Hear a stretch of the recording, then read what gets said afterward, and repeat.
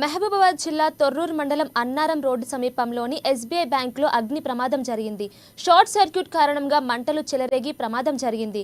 ఆదివారం కావడంతో బ్యాంకు సిబ్బంది సెలవుల్లో ఉండటంతో ఎలాంటి ప్రాణహాని జరగలేదు. ఇక బ్యాంకులో నుంచి నల్లటి పొగ బయటికి రావడం స్థానికులు గమనించి పోలీస్ సిబ్బందికి సమాచారం అందించారు. వెంటనే అగ్నిమాపక సిబ్బందితో ఘటనా స్థలానికి చేరుకొని మంటలను ఆర్పేశారు. ఇక ఈ మంటలలో కొన్ని ఫైల్స్, ఫిర్యాదుల బాక్స్, 2 కంప్యూటర్లు, కొంతమేరకు ఫర్నిచర్ దగ్ధమైందని బ్యాంకు సిబ్బంది తెలిపారు.